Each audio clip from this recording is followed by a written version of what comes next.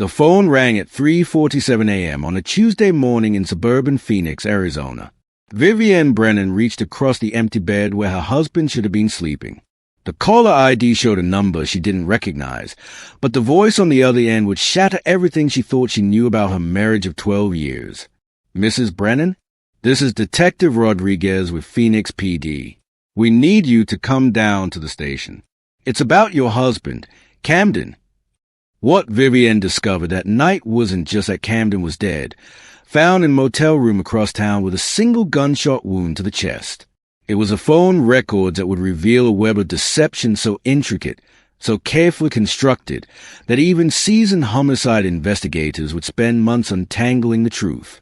For the past 8 months, Camden had been making daily calls to the same number.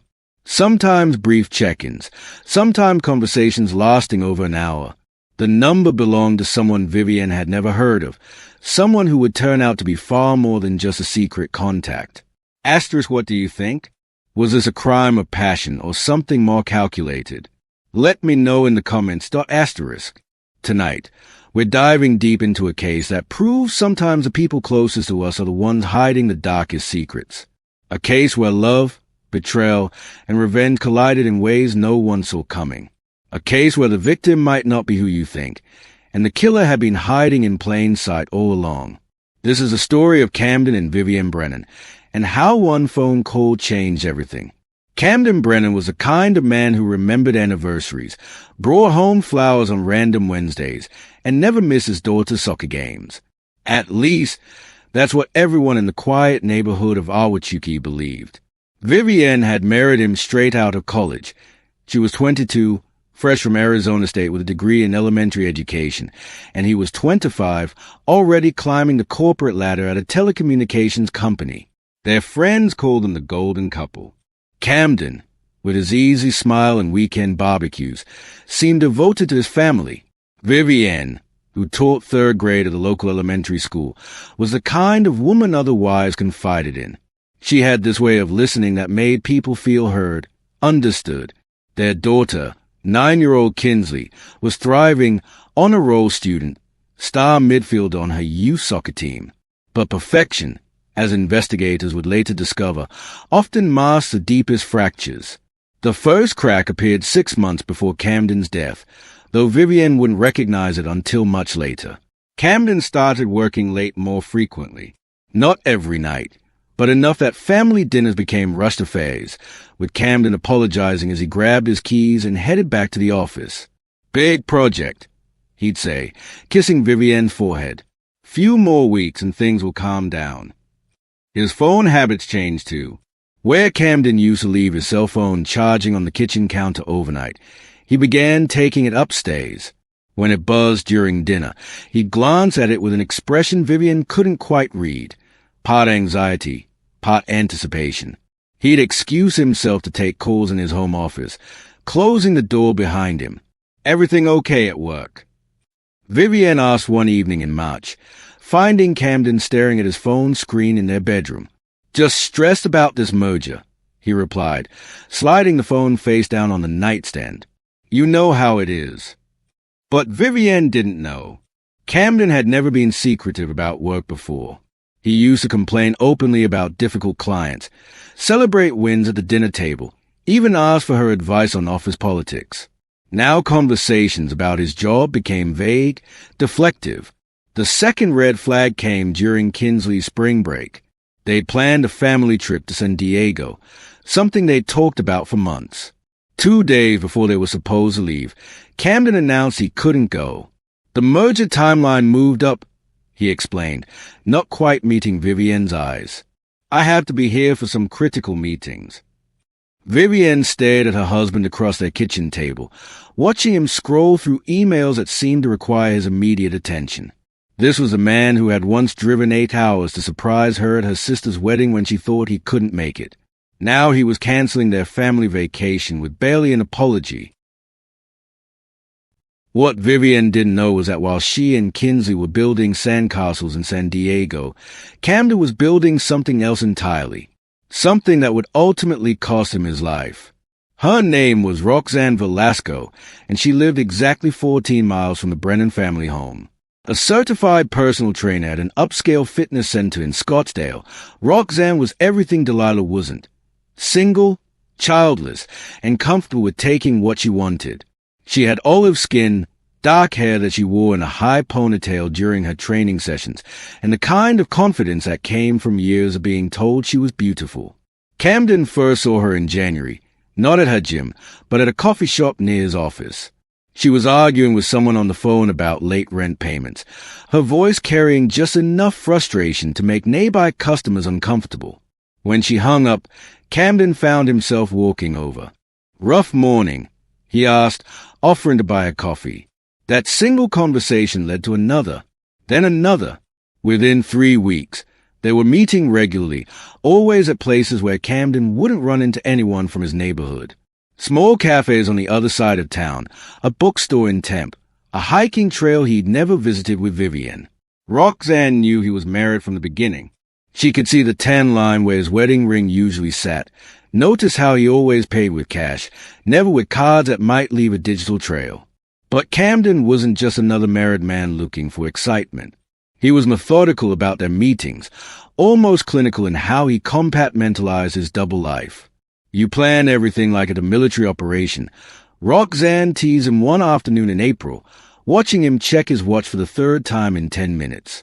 "I have to," Camden replied, his tone more serious than the moment warranted. Too much at stake. What Camden didn't tell Roxanne, what he couldn't tell her, was that their relationship had already moved far beyond coffee dates and stolen afternoons. He'd been transferring money from his and Delilah's joint savings account, small amounts at first, then larger sums. 500 here, 1,000 there, always with explanations that sounded reasonable: car repairs, work expenses, investment opportunities. The money went to Roxanne, but not for the reason she believed. Camden told her he was helping with her rent, supporting her dream of opening her own fitness studio. Roxanne saw it as generosity from a man who cared about her future. She had no idea Camden was systematically draining his family's financial security. By May, Camden was living 2 completely separate lives. Monday through Friday, he was a devoted telecommunications executive, coming home to family dinners and homework help. But his lunch hours belonged to Roxanne. His evening work meetings were phone calls that stretched for hours, conversations that ranged from her career ambitions to intimate details about their future together. "When are you going to leave her?" Roxanne asked during one of these calls, her voice carrying an edge it hadn't held in the early weeks. Camden's answer was always the same: "Soon. I just need to figure out the logistics." But Camden had no intention of leaving Delilah. The money he'd been giving Roxanne wasn't generosity, it was insurance. Insurance against what would happen if Roxanne ever decided to contact his wife. Insurance against his perfect life collapsing before he was ready to walk away on his own terms. What Camden failed to calculate was that Roxanne Velasco wasn't the type of woman who waited patiently for promises to be kept. She was done being anyone's secret, and she was about to make that very clear. The first domino fell on a Thursday evening in late June. Vivienne was balancing the family checkbook, a monthly ritual she'd maintained since their wedding, when the numbers refused to add up. $18,000 was missing from their savings account. Not stolen in one dramatic withdrawal, but siphoned away through dozens of smaller transactions over the past 5 months.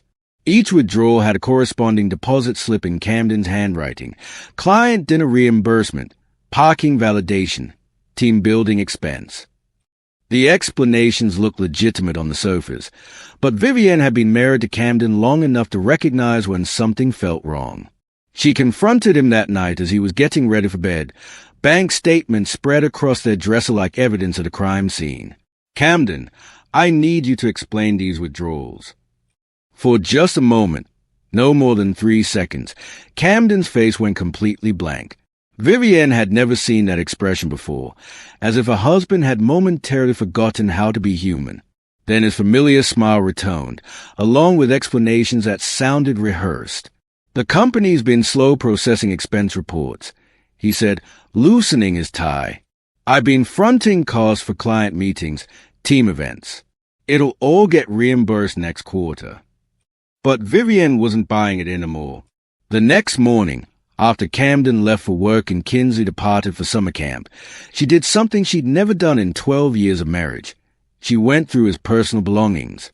Hidden inside a folder marked Tax Documents 2019 were bank statements for an account she didn't know existed. An account with Camden's name and someone else's, R. Velasco. Joint account holders. The deposits matched the missing money from their savings, penny for penny. Vivienne's hands trembled as she photographed each statement with her phone.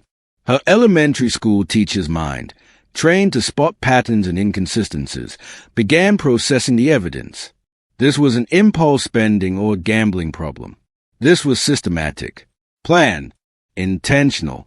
That afternoon, while Kinsley was still at camp, Vivienne drove to the address listed on the account statements.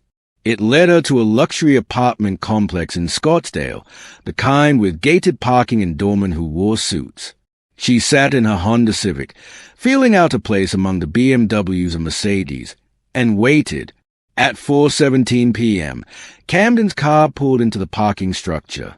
Vivienne followed at a distance, watching her husband of 12 years walk confidently through the lobby like he belonged there. He didn't look around nervously or act like someone sneaking around. He looked like someone coming home. 23 minutes later, Camden emerged with a woman Vivienne had never seen before. Tall, athletic, beautiful in ways that made Vivienne suddenly conscious of a teacher's wardrobe and sensible shoes. They weren't holding hands, but their body language spoke of intimacy, of shared secrets and inside jokes. Vivienne watched them drive away in separate cars, then sat alone in the parking structure until the sun began to set. Everything she thought she knew about her life had just crumbled, but the betrayal felt almost secondary to something else. Fear. Because Vivienne recognized the look on Camden's face when she confronted him about the money. That momentary blankness wasn't confusion or guilt. It was calculation. Camden had been planning his response before she'd even finished asking the question. Astra's case may seem straightforward now, but some marriages hide secrets that go far deeper than infidelity. What do you think Vivienne should have done? Comment below. Asterisk. That night, Vivienne pretended to sleep while Camden showered and climbed into bed beside her. She lay motionless, listening to his breathing even out, wondering what other lies he'd been telling, wondering if the man sleeping 18 inches away was someone she'd ever really known at all. Vivienne spent the next 48 hours in a state of hypervigilance, documenting every phone call Camden made, every excuse he offered, every minute he was away from home. She installed a call logging app on their shared computer and discovered what she'd suspected but hadn't wanted to believe. Camden was talking to R. Velasco multiple times daily. Some conversations lasted mere minutes, others stretched past midnight. On Saturday morning, while Camden was allegedly at a work conference in Tucson, Delilah made a decision that would change everything. She called the number. Roxanne answered on the second ring, her voice bright and unsuspecting. "Hey, babe, I thought you were in meetings all morning." "This isn't Camden," Delilah said, her voice steadier than she felt. "This is his wife." The silence stretched so long Vivienne wondered if the call had dropped. Then Roxanne spoke, her tone completely transformed. "I think we need to talk." They met at a neutral location, a chain restaurant off the interstate where neither woman was likely to be recognized. Vivienne arrived first, choosing a booth in the back corner, her hands wrapped around a coffee cup she couldn't bring herself to drink. Roxanne walked in 15 minutes later, scanning the restaurant until their eyes met. Up close, she was even more striking than Vivienne had realized, but there was something fragile about her confidence, something that suggested she wasn't as sure of herself as she appeared. "He told me you two were separated," Roxanne said without preamble, sliding into the opposite seat. "Said you've been living like roommates for over a year."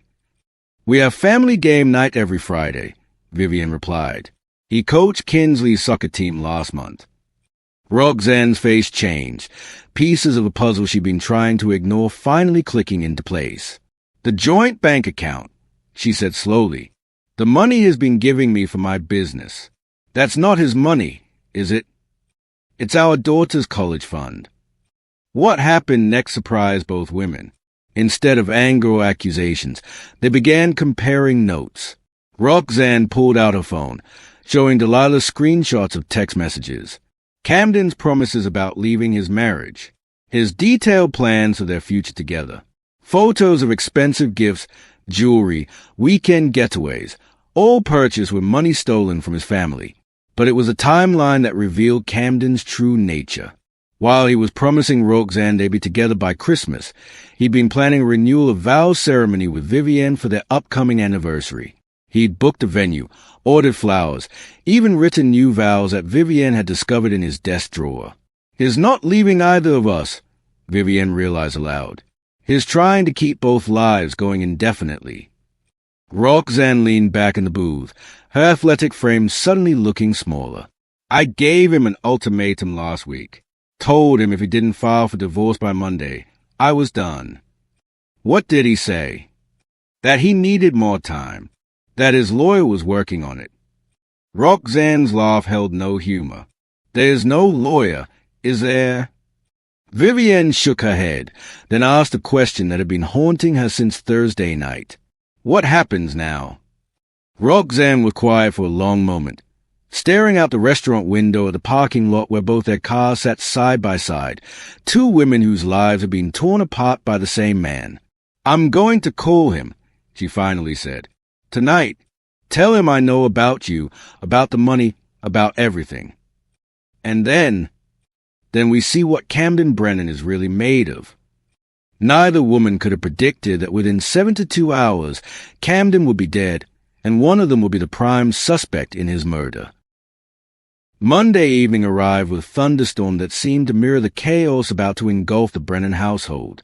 Camden returned from work at his usual time, kissing Vivienne hello and asking about Kinsley's day as if nothing had changed.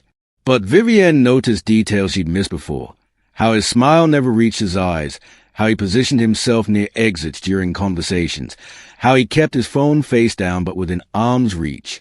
At 8:47 p.m., while Kinsley was upstairs doing homework, Camden's phone buzzed. He glanced at the screen, and Vivienne caught a flash of something she'd never seen before. Genuine fear.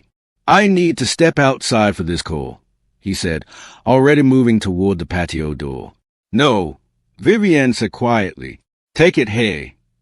Camden froze, his hand on the door handle. The phone continued buzzing. It's work? Vi. You know how these conference calls can get.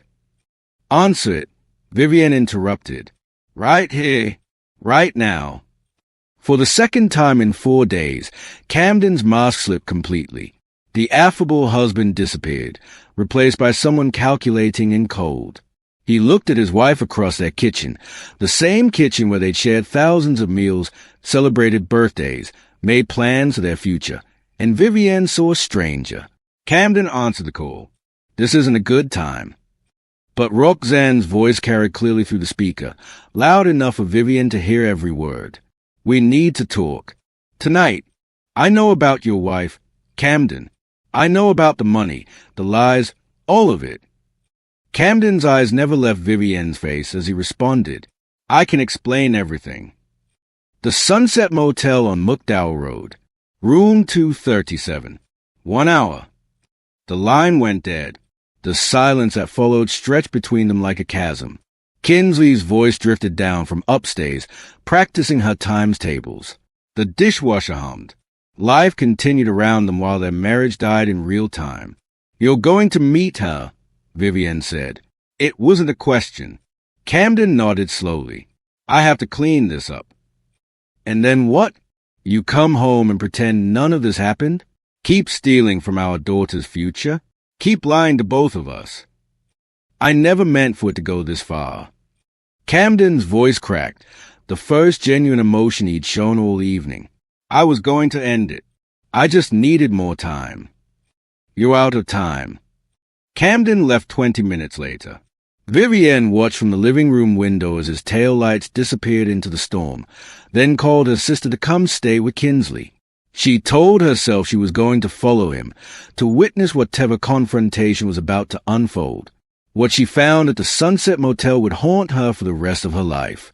Room 237 was on the second floor, accessible by an exterior staircase that rattled in the wind. Vivienne climbed those stairs at 10:15 p.m., her heart hammering against her ribs. The door was slightly ajar, yellow light spilling onto the walkway.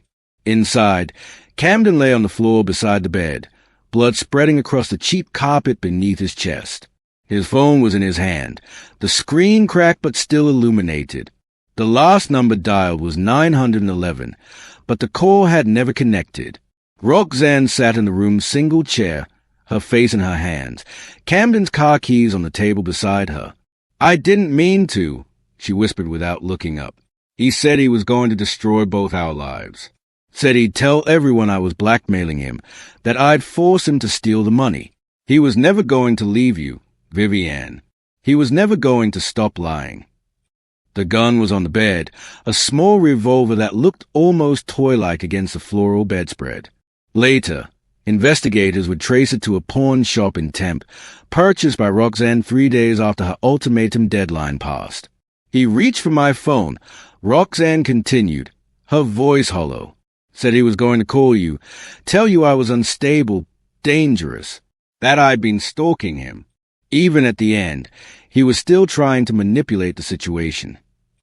Vivienne stood in that doorway for what felt like hours, but was probably only seconds, looking at the body of the man she'd once loved, the man who'd fathered her child, the man who'd spent months systematically destroying everything she believed about her life. She thought about Kinsley upstairs doing homework, about the college fund that was gone, about the 12 years she'd spent married to a stranger. She thought about Roxanne, who'd been used just as thoroughly as she had, who'd pulled the trigger but wasn't the only victim in that room.